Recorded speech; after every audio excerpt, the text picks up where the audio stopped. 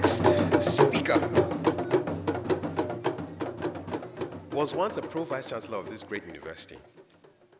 He's an academic, an author, and a university administrator, professor of linguistics and oral literature, and a fellow of the Ghana Academy of Arts and Sciences. Because of his early life in academia, he has burning passion for issues that have to do with the development of university faculty. He's currently Minister of State in charge of tertiary education in the Republic of Ghana. Please put your hands together as we welcome our guest of honor, Professor Kwesi Yankah.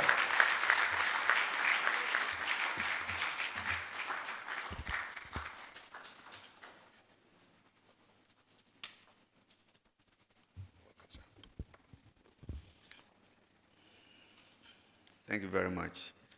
The Pro-Vice Chancellor for Student and Academic Affairs, Professor Fay, the Provost of the College of Humanities, the Founding Chair of PASGR, Professor Nesaite, Director, CSPS, the Director for Higher Education, PedaL, participants in this event, distinguished invited guests, ladies and gentlemen, it gives me great pleasure to be here this morning once again and again and again. Been coming here almost once every month, but this time for the launch of this event on pedagogical leadership. At the time in our educational history when the issue of pedagogy in education is enjoying front page attention. And I am delighted to be invited to be part of this. Your choice of this site for this event could simply be based on our positive disposition to pedagogy in education, making us most suited for this purpose, but it could also portend a rather ominous observation, the notice of a pedagogical lapse within our universities that you have cleverly sought to cure. But I am glad to hear that PedaL is not completely new to Legon. And in the University of Ghana, the venue for this interaction, you couldn't have chosen a better site that blazes the trail in initiative and pace setting. Also a well-acknowledged site for regional and sub-regional programs in Africa. Any initiative cited here, therefore, has the potential of making a cascading impact. The aspect of your deliberation that deals with leadership also takes one back to our own history. 1948, when this university, along with Ibadan, blazed the trail in the establishment of universities in the sub-region, and subsequently produced two of Ghana's democratic headships, including our current president, Nana Dankwa Akufo-Addo, and President Atta Mills. Inviting me this morning for the launch of this leadership agenda is thus an honor. It is my understanding that PedaL targets the transformation of teaching and learning in universities in Africa to enable them to produce graduates with innovative minds, critical thinkers, and people with an entrepreneurial spirit. Aspects of this agenda are particularly significant within the context of university education here in Africa, where issues of pedagogy revolve largely around pre-tertiary sector, where considerable emphasis has of late been placed on teaching methodologies. At the tertiary level, particularly in universities, attention has been so focused on the construction of knowledge that the other side of the equation, effective dissemination of knowledge, has been parochially interpreted as restricted to print dissemination of knowledge constructed, leaving completely abandoned the importance of knowledge transmission and dissemination within an interactive setting. Thus, most attention has been focused on research at the postgraduate level, forgetting that the teacher and the researcher needs to be ventilated to effectively hand down knowledge discovered. Indeed, it is quality of teaching that one needs to produce students who will become excellent researchers. The two sides of the coin are complementary. I am therefore pleased to know that through PedaL, teaching staff are being trained to create the appropriate environment for a holistic teaching experience that makes learning interesting and effective both inside and outside the classroom. On behalf of the government of Ghana, the Ministry of Education warmly welcomes this initiative.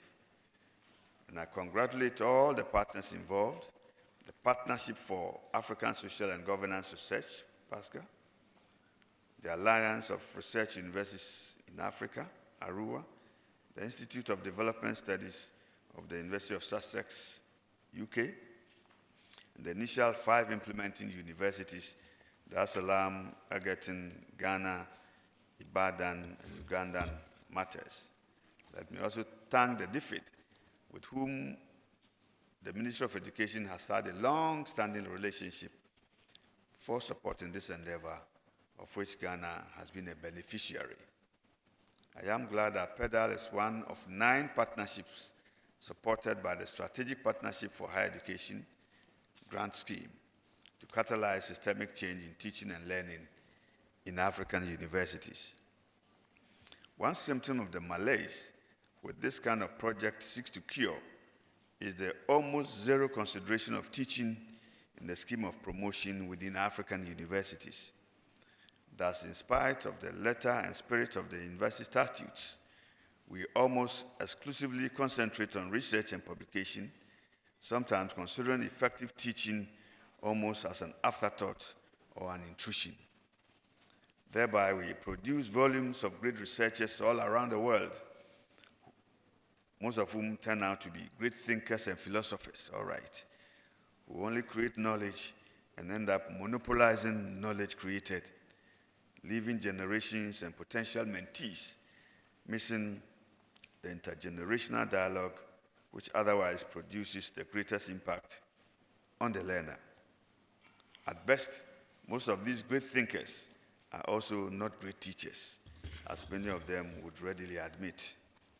Happily, in attempts to overcome challenges in higher education in recent times, university faculty unions have fought to ensure the inclusion of effective teaching in the criteria for promotion, compelling consideration of student assessment of teaching in the process.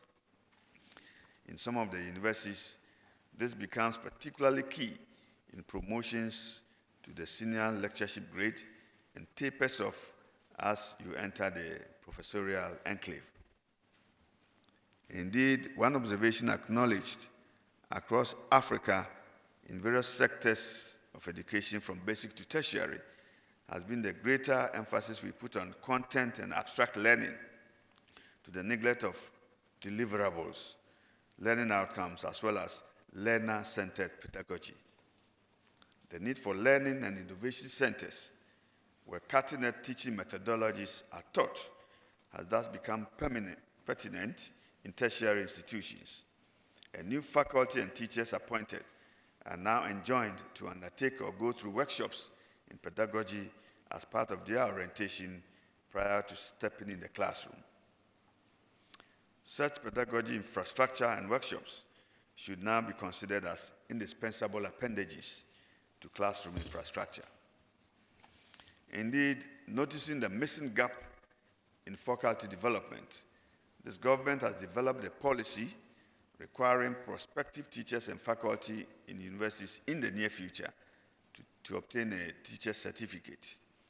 This indeed would be made easier by the current government policy to integrate colleges of education within universities and change the 3-year diploma in basic education into a 4-year degree program, ensuring that every sector of the education system, from kindergarten to tertiary, is taught by graduates. Indeed, a significant breakthrough was achieved by this government when very recently the Ministry of Education produced a new tertiary education policy document which encapsulates major reforms this government has brought to bear on tertiary education. And this includes major reforms in teacher education. Our aspiration as Africans hinges on the quality of education we cultivate in seeking to drive quality development. The important role of quality higher education is well articulated in aspiration number 1 of the African Union's Agenda 2063 that speaks of a prosperous continent with the means and resources to drive its own development and well-educated citizens.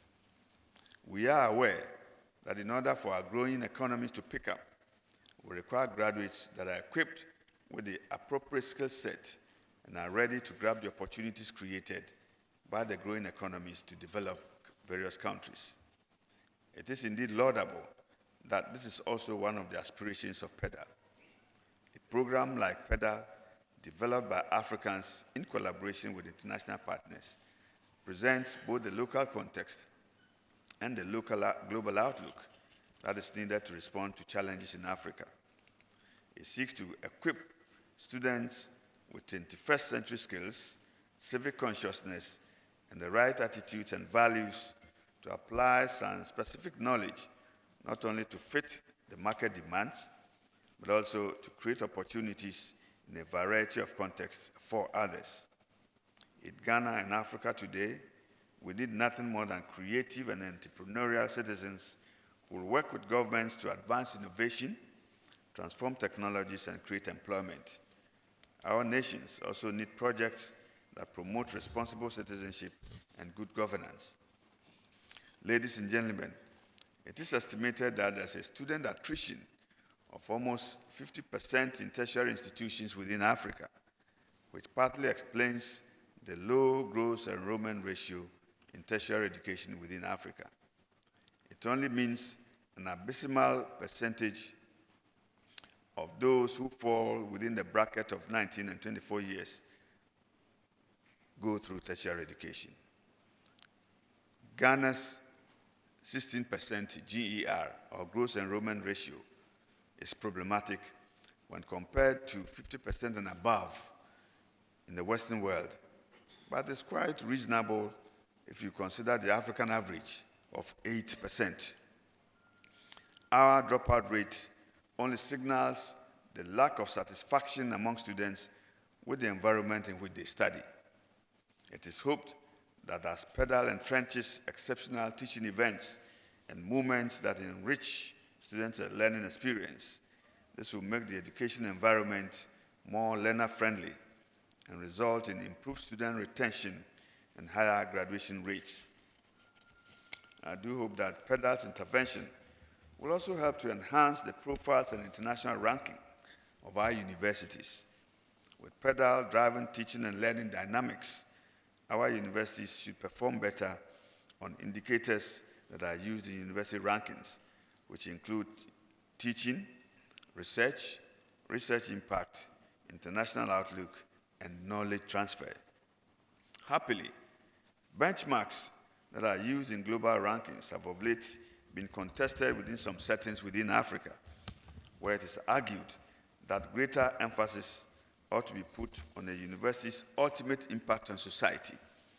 And this is where the significance of effective knowledge transfer and effective pedagogies come to play. We are referring here to the capacity of universities to ultimately produce graduates who can effectively respond to Africa's pressing challenges. I am happy to note that although the program began with 5 universities, it has already reached 26 universities and trained over 600 university academics. Similarly, I understand that it is expected to train 14 other universities in Ghana, besides 5 other universities in West Africa. With a multiplier effect, this is likely to have on other learners. This intervention should eventually impact several thousands across the continent.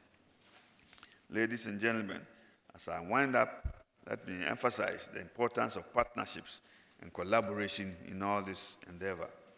It is only through purposeful engagement that we can create and nurture responsive programs that can lead to social and economic transformation.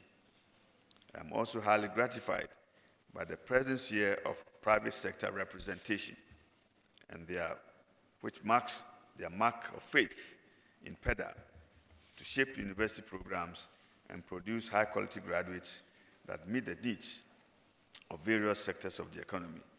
It is my hope that this in itself strengthens the collaboration between academia and the private sector. Distinguished ladies and gentlemen, I wish you all very fruitful deliberations in the next few days. Thank you.